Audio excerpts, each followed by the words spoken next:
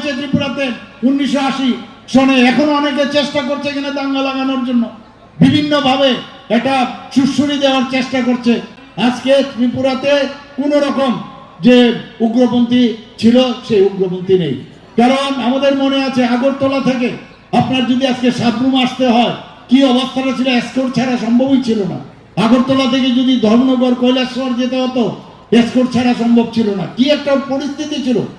মাননীয় গৃহমন্ত্রীজি কিছুদিন আগে এখানে এসেছিলেন, বলছিলেন যে কি অবস্থা ছিল নর্থ ইস্টার্ন জোনে।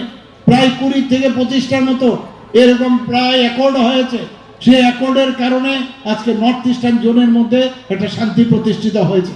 কখন কোথায় বোম ফুটবে, কোথায় ডাইনামাইট ফাটবে কেউ জানতো না। কত হাজার হাজার লোকের মৃত্যু হয়েছে। আমাদের ত্রিপুরা বাদ যায়নি, আপনারা সবাই জানেন। দাঙ্গা হয়েছে ত্রিপুরাতে 1980 সনে। এখনো অনেকে চেষ্টা করছে এখানে দাঙ্গা লাগানোর জন্য, বিভিন্ন ভাবে এটা সুড়সুড়ি দেওয়ার চেষ্টা করছে।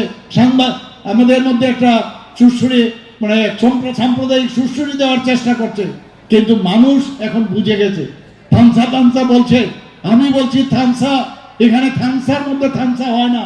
মাননীয় প্রধানমন্ত্রীজি কি বলছেন, সবকা সাথ সবকা বিকাশ বিশ্বাস আর উসকা প্রয়াস। অর্থাৎ এর মধ্যে থামসা লুকায়িত রয়েছে। বিভিন্ন জনজাতি গোষ্ঠী আমাদের আছে, এখানে ত্রিপুরী আছে, দেববর্মা আছে, এখানে আমাদের যারা গারো আছে, সব ধরনের এখানে আমাদের মগ আছে, রিয়াং আছে। তো সবাইকে নিয়ে আমাদের থামসা থাকতে হবে। এখানে বাঙালি আছে, এখানে আমাদের মণিপুরি আছে, এখানে বাঙালি আছে, জনজাতি রয়েছে। সবাইকে মিলে আমরা নিয়ে যদি আমরা একসাথে চলি তবে তাকে বলে থামসা। আমরা একজন আরেকজনের সাথে কেন যুদ্ধ করব, ঝগড়া করব? আমরা একসাথে চলার জন্য আমি অনেক চেষ্টা করেছি, কিন্তু কিছু লোকের অলরেডি হেবিট হয়ে গেছে, ভালোভাবে থাকতে চায় না বন্ধুগণ। ওনারা চায় সবসময় ঝগড়া জাতি, একটা উশৃঙ্খল অবস্থার মধ্যে থাকা। এবং কিভাবে উশৃঙ্খলতার মেইন উদ্দেশ্য হচ্ছে এই লুটপাট করার জন্য।